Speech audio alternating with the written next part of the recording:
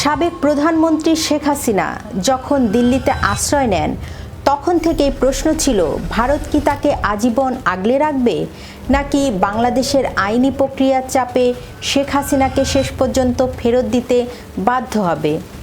দীর্ঘদিন পর অবশেষে নীরবতা ভাঙল দিল্লি। ভারতের পররাষ্ট্র মন্ত্রণালয়ের মুখপাত্র সরাসরি বললেন শেখ হাসিনাকে প্রত্যর্পণের অনুরোধ খতিয়ে দেখছে ভারত। কিন্তু প্রশ্ন হলো ভারত কি সত্যিই তাকে ফেরত পাঠাবে নাকি এটি একটি কূটনৈতিক কৌশল।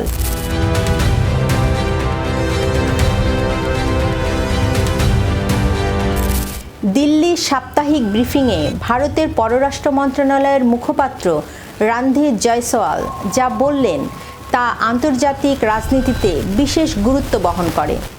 বাংলাদেশের পররাষ্ট্রমন্ত্রী তৌহিদ হোসেন দিল্লি সফরের পর এই প্রথম ভারত স্বীকার করল যে তারা প্রত্যর্পণ অনুরোধটি বিচারিক ও অভ্যন্তরীণ আইনি প্রক্রিয়ার অংশ হিসাবে দেখছে। এখানে দুটি বিষয় লক্ষণীয়। এক, ভারত সরাসরি না বলেনি। দুই, তারা আইনি প্রক্রিয়া শব্দটি ব্যবহার করেছে। এর মানে কি শেখ হাসিনাকে আদালতের কাঠগড়ায় দাঁড়ানোর সময় ঘনিয়ে আসছে? আসলে তা নয়। আবেগ সরিয়ে এবার আসা যাক যুক্তিতে। ভারত কেন শেখ হাসিনাকে চট করে ফেরত দেবে না? এর পেছনে রয়েছে তিনটি প্রধান কারণ।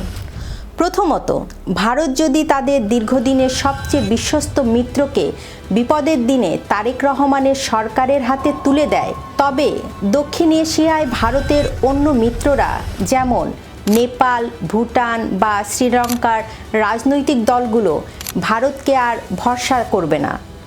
দিল্লির ইমেজ সংকটে পড়বে। দ্বিতীয়ত, শেখ হাসিনা শাসনামলে ভারত নিরাপত্তা ও ট্রানজিট নিয়ে যা পেয়েছে তা গত 50 বছরেও পায়নি। তৃতীয়ত, প্রত্যর্পণ চুক্তি থাকলেও সেখানে রাজনৈতিক অপরাধ বা রাজনৈতিক প্রতিহিংসার একটি ধারা থাকে। ভারত চাইলেই দাবি করতে পারে যে শেখ হাসিনার বিরুদ্ধে মামলাগুলো রাজনৈতিক উদ্দেশ্য প্রণোদিত।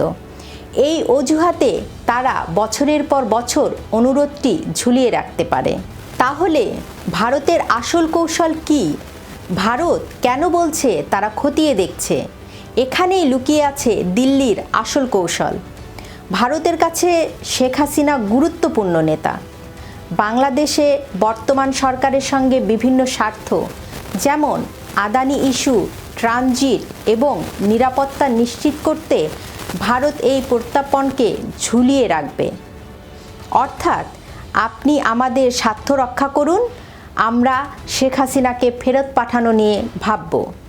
ভারত দেখতে চায় বাংলাদেশের পরিস্থিতি কোন দিকে যাচ্ছে। আওয়ামী লীগ কি আসলে রাজনীতি থেকে মুছে যাচ্ছে নাকি কোনোভাবে ফিরে আসার সুযোগ আছে?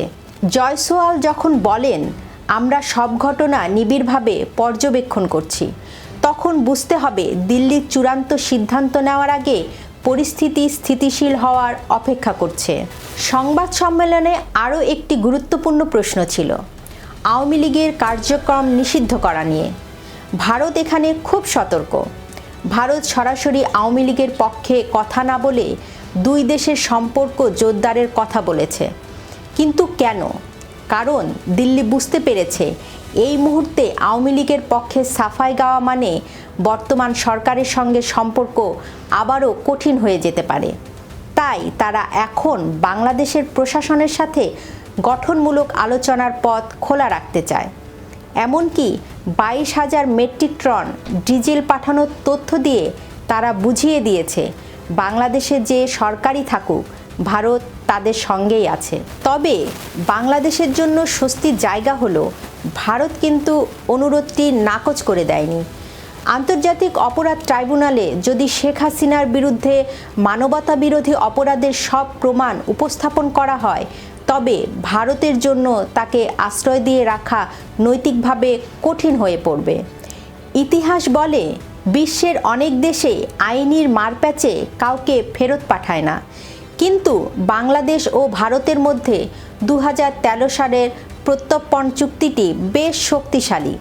সেখানে বলা হয়েছে কোনো ব্যক্তি যদি এমন অপরাধ করে যা দুই দেশের অপরাধ হিসাবে গণ্য এবং যার সাজা 1 বছরেরও বেশি, তবে তাকে ফেরত দিতে হবে। শেষ পর্যন্ত কি ঘটবে? ভারত কি শেখ হাসিনাকে ফেরত দেবে? সাধারণ দৃষ্টিতে মনে হচ্ছে দিল্লি এখন কৌশল নিয়ে খেলছে। তারা ঢাকাকে আশ্বস্ত করছে যে তারা কথা শুনছে, আবার শেখ হাসিনাকেও নিরাপদ আশ্রয়ে রাখছে। এটি এক ধরনের সাপও মরবে না, লাঠিও ভাঙবে নার মতো। তবে মনে রাখতে হবে, রাজনীতিতে শেষ কথা বলে কিছু নেই। বিএনপি সরকারের কূটনৈতিক দক্ষতা যদি ভারতকে বাধ্য করতে পারে, তবে হয়তো কোনো একদিন দিল্লিকে সিদ্ধান্ত বদলাতে হবে। ততদিন পর্যন্ত খতিয়ে দেখার এই নাটকীয়তা চলতেই থাকবে। আপনার কি মনে হয়, ভারত কি আসলেই শেখ হাসিনাকে ফেরত দেবে, নাকি এটি কেবল বাংলাদেশের ক্ষোভ কমানোর একটি সাময়িক কৌশল? জানান আপনার মতামত। ভিডিওটি শেয়ার করুন, লাইক দিন, সম্ভব হলে চ্যানেলটি সাবস্ক্রাইব করুন। এতক্ষণ সঙ্গে থাকার জন্য ধন্যবাদ।